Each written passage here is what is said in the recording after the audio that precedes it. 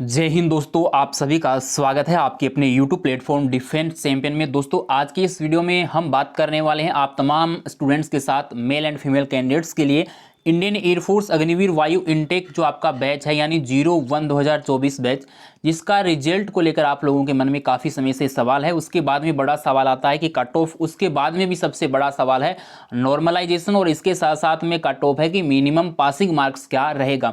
ये चार बड़े पॉइंट है। उसके बाद में फेज सेकेंड आता है, लेकिन यहाँ पर आप क्वालिफाइड होंगे तभी आप फेज सेकंड में शामिल होंगे, और फेज सेकंड की तैयारी करना भी जरूरी है। लेकिन उससे पहले अपने आप को आंकना भी जरूरी है। काफ़ी जो कैंडिडेट्स हैं उनके मन में ये सवाल है कि नॉर्मलाइजेशन से क्या कितना फर्क पड़ेगा और नॉर्मलाइजेशन से कितना नंबर कम हो सकता है या ज़्यादा हो सकता है। तो ये सब चीज़ें मैंने आपको पहले भी समझा रखा है अच्छे तरीके से। आज के इस वीडियो में मुख्य जो बात करने वाले हैं वो अपन बात करने वाले हैं 01 2024 जो बैच अपना, उसका रिजल्ट डेट है, और उसके साथ साथ बात करेंगे आपके यहाँ पर कट ऑफ के बारे में, और इसके साथ साथ में बात करेंगे मिनिमम पासिंग मार्क्स के बारे में। तो वो भी आप लोग इस वीडियो में आपको देखने को मिलेगा। यदि आप यूट्यूब चैनल पर पहली बार विजिट कर रहे हैं तो यूट्यूब चैनल को जरूर से सब्सक्राइब कीजिएगा, अपना प्यार जरूर दीजिएगा। और टेलीग्राम ग्रुप का लिंक डिस्क्रिप्शन बॉक्स में दिया गया है, तो वहाँ से आप लोग जो है टेलीग्राम ग्रुप को ज्वाइन कर सकते हैं। अभी सभी जो सोशल मीडिया हैंडल के लिंक है उसके लिंक है वो आप लोगों को डिस्क्रिप्शन बॉक्स में दिया है, तो वहाँ जाकर आप डायरेक्ट फॉलो कर सकते हैं और पर्सनल जो अपना डाउट है वो क्लियर कर सकते हैं। तो चलिए स्टार्ट करते हैं आज की इस वीडियो को, और शानदार तरीके से मैं आपको इन्फॉर्मेशन प्रोवाइड करवाने वाला हूं। तो सबसे पहले गाइज हम बात कर रहे हैं 01 2024 बैच के रिजल्ट के बारे में कि रिजल्ट कब तक आ जाएगा। रिजल्ट डेट की सबसे बड़ी जो प्रॉब्लम कैंडिडेट्स को रहती है, सभी कैंडिडेट्स को इंतजार रहता है, जो कैंडिडेट्स एग्जाम देते हैं उनको यही रहता है कि जब एग्जाम हो जाता है उसके बाद में रिजल्ट और कट ऑफ जो भी होता है उसी के बारे में रहता है, ताकि क्लियरिफिकेशन हो सके कि हम इसमें पास हुए हैं या नहीं हुए हैं। लेकिन जो मेहनत करने वाले बच्चे, मेहनत सभी करते हैं, लेकिन जो एक अच्छे लेवल पर तैयारी करता है उसका तो अपने आप में ही जो है रिजल्ट निकल के आ जाता है। तो वो चीज़ें हैं, लेकिन निराश होने की किसी को जरूरत नहीं है। ऐसा नहीं है कि कट ऑफ बहुत हाई जाएगा या कम जाएगा। सबसे पहले मैं बात कर रहा था रिजल्ट डेट को लेकर।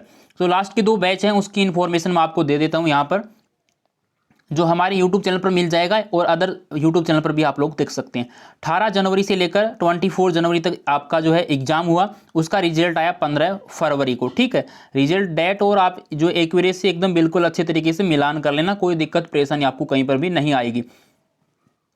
उसके बाद में एग्जाम हुआ 20 मई से लेकर 23 मई तक। ठीक है, 20 मई से 23 मई तक यहाँ पर आपका एग्जाम चला। तो आपका जो एग्जाम यहाँ पर चला उसका जो रिजल्ट आया वो रिजल्ट आपका आया यहाँ पर 15 जून को। ठीक है, डेट सेम मिल गई है वो अलग बात है। 15 जून को यहाँ पर रिजल्ट है वो जारी हुआ था, तो वो चीज़ें आप देख सकते हैं। 15 फरवरी, तो यहाँ पर जो आप लगभग जो है यहाँ पर दिन निकल के आते हैं वो आपके 21 से 22 दिन निकल के आते हैं। ठीक है, और यहाँ पर भी कितने निकल के आते हैं, लगभग इतने ही दिन निकल के यहाँ पर आते हैं। तो इंडियन एयरफोर्स का इस बार का अपन बात करें कि कैसे क्या सीन रहने वाला है 01 2024 बैच की अपन बात करें, तो यहाँ पर इस बार का जो प्रोसेस है 13 से 17 जो आपका अक्टूबर है, यहाँ पर आपका जो है क्या हुआ, एग्जाम हुआ। और यहाँ पर 01 2024 बैच की मैं बात कर रहा हूँ आप सभी कैंडिडेट्स के लिए रिजल्ट डेट की। तो यहाँ पर जो टोटल निकल के आता है वो आपका यहाँ पर देखिए 14 डेज प्लस 7 डेज यानी 21 और 22, तो 7, 8 और आपका 9 और आपका 10, ये 4 डेट आपकी निकल के आती है।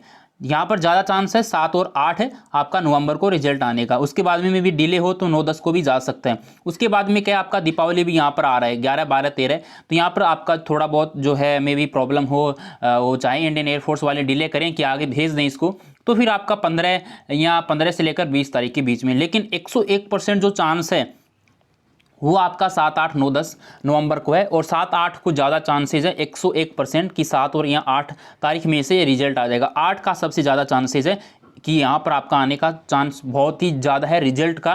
तो ये चीज़ें तो क्लियर हो गई कि यहाँ पर 21-22 दिन के अंदर आपका रिजल्ट है वो जारी हो जाएगा। लास्ट बैच को देखें तो ये मैं लास्ट के बैच के अकॉर्डिंग बता रहा हूँ। काफ़ी टाइम में आपका रिजल्ट 30 दिन में भी आया है, 25 दिन में भी आया है, और 1 महीने से भी ज़्यादा दिन में भी आया है। तो ये अलग अलग डिपेंड करता है, लेकिन Indian air force with in 30 days में लिखकर बोलता है। तो लास्ट टाइम में जो प्रोसेस हो रहा है उसके अकॉर्डिंग आपका रिजल्ट इस डेट तक आ जाएगा। अब अपन बात करेंगे यहाँ पर जो कि यहाँ पर कट ऑफ कितना रह सकता है और मिनिमम पासिंग मार्क्स क्या रह सकता है। तो गाइज आप सभी लोग देख सकते हैं 02 2023 बैच है। अभी जो बात करें 01 2024 बैच की मैं बात कर रहा हूँ। यहाँ पर ये आपका है, किसी भी कैंडिडेट्स का ये रिजल्ट है, आप लोग देख सकते हैं। सबसे पहले यहाँ पर देखिए कंफर्मेशन कीजिए। सबसे पहले अपन बात करते हैं मिनिमम जो पासिंग मार्क्स हैं। तो यहाँ पर आपका इंग्लिश में 20 नंबर में से आपको 8 लेकर आना था, 8 मिनिमम पासिंग मार्क्स था। फिजिक्स में 7 था, मैथमेटिक्स में 7 था, राघा में आपका यहाँ पर इंग्लिश में 8 था, राघा में 15 था। ठीक है, तो ये आपका मिनिमम पासिंग मार्क्स है। ये जो आपका इंग्लिश का है वो 20 में से 8 नंबर है, फिजिक्स का 25 में से 7 है, मैथमेटिक्स का 25 में से 7 है, और ये आपका इंग्लिश का फिर से सेम है। उसके बाद में 30 में से 15 आपके नंबर है, राघा के अंदर है। यहाँ पर कट ऑफ कितना रहा वो आप लोग देख सकते हैं।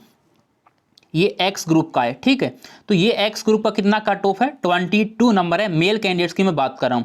तो यहाँ पर ये वाई ग्रुप का कट ऑफ कितना था, 33.50। तो यहाँ पर इस बार की मैं बात कर रहा हूँ 01 2024 बैच की कितना कट ऑफ आप लोगों का रह सकता है, मेल कैंडिडेट्स का और फीमेल का, दोनों का ही बता देता हूँ। तो यहाँ पर मेल कैंडिडेट्स का जो कट ऑफ है ओपिनियन निकल के आता है लगभग आपका 30 के आसपास मैक्सिमम है। मे भी आपका 29, 30, 31 तक भी रह सकता है, यानी इसमें +-1-2 हो सकता है। अभी फीमेल कैंडिडेट्स की भी बात करें कि एक्स ग्रुप के अंदर, यानी साइंस सब्जेक्ट की मैं बात कर रहा हूं यहाँ पर, तो लगभग 27 के आसपास आपका कट ऑफ रह सकता है, +-1-2 हो सकता है। अब इसी के क्रम में चलते अपन बात कर लेते हैं यहाँ पर अदर देन साइंस सब्जेक्ट यानी वाई ग्रुप वालों की। तो यहाँ पर आपका कट ऑफ थोड़ा सा बढ़कर रहेगा एक्स ग्रुप से। ठीक है, तो यहाँ पर फीमेल के लिए मैं बात करता हूँ अदर देन साइंस सब्जेक्ट में कि आपका नंबर रहेगा 28 और 29 के आसपास।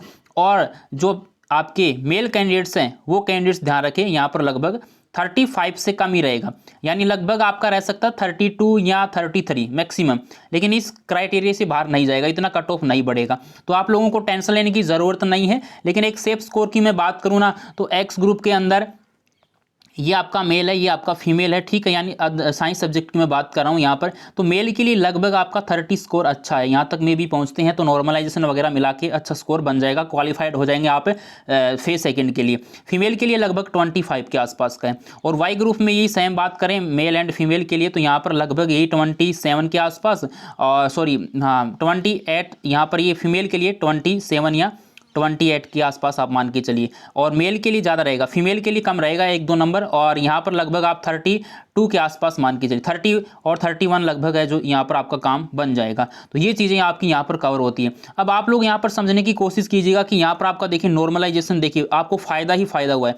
10 से यहाँ पर 12 नंबर हुए हैं, 8 से मतलब 9 नंबर बने हैं, 19 से 20 बने हैं, टोटल यहाँ पर आपका इंक्रीज ही हुआ है। तो आप लोग समझ सकते हैं लगभग जो है वो तो आपका शिफ्ट कैसा था, पेपर कैसा था, तो उस पर डिपेंड करता है कि आपका नंबर बढ़ेगा या घटेगा। तो वो आप लोग इसमें निराशा होने की ज़रूरत नहीं है, सब लोगों को समानता का अधिकार मिल रहा है इससे नॉर्मलाइजेशन होने से, तो इसमें एक बेनिफिट है। लेकिन जिस बच्चे का जो थोड़ा सा हल्का पेपर यानी मीडियम लेवल की बात करें तो उसको नुकसान हो जाता है, यदि ज़्यादा उसने अच्छे किए तो फिर वो दिक्कत हो जाती है। और एक जो टफ पेपर है उसमें आपने थोड़ा सा लेवल वाला पेपर है उसको अच्छे से किया है तो आपको उसमें फ़ायदा हो जाता है। तो ये सारी चीज़ें तो चलती रहती है, चाहे मेल हो चाहे फीमेल कैंडिडेट्स हो, सबको समानता का अधिकार दिया गया है। नॉर्मलाइजेशन से सबको समानता मिलेगी, तो वो आप लोगों को लेकर बिल्कुल भी टेंशन नहीं लेना है कि किसी में घटेंगे या बढ़ेंगे, जो भी होगा वो देखा जाएगा। लेकिन ये आपका जो अनुमानित एक्सपेक्टेड जो कट ऑफ है वो आपको बता दिया है। अब आप लोग निराश होने की बिल्कुल भी ज़रूरत नहीं है। आप लोग फेज सेकंड की तैयारी कीजिएगा और जिनका अच्छा स्कोर बन के आ रहा है, और जैसे रिजल्ट आएगा तो आपको अपडेट कर दिया जाएगा। जय हिंद, वंदे मातरम। आप लोगों का जो है दिन शुभ रहे बिल्कुल, और जो है निश्चिंत तरीके से आप तैयारी कीजिएगा। फिजिकल में काफ़ी लोग आउट हो जाते हैं, तो मेरा यही कहना है कि फिजिकल की तैयारी करें, साथ में आप जीडी की भी तैयारी करें, क्योंकि आपका जो है एसआरटी तो हटा दिया गया है और इस बैच में भी शायद एसआरटी नहीं होने वाला है। तो आप लोगों को टेंशन लेने की ज़रूरत नहीं है। फेज सेकंड का एडमिट कार्ड भी साथ में ही आ जाएगा, तो वो आप लोग वहाँ से डाउनलोड कर पाएंगे और आपको अपडेट भी हम कर देंगे, बिल्कुल टेंशन लेने की ज़रूरत नहीं है। जय हिंद, वंदे मातरम। वीडियो अच्छा लगा तो लाइक एंड शेयर कीजिएगा, और यूट्यूब चैनल पर पहली बार आए हो तो सब्सक्राइब जरूर कीजिएगा और बेल आइकन को भी प्रेस कीजिएगा। और सभी सोशल मीडिया हैंडल के लिंक डिस्क्रिप्शन में दिए गए हैं, वहां से आप जानकारी ले सकते हैं।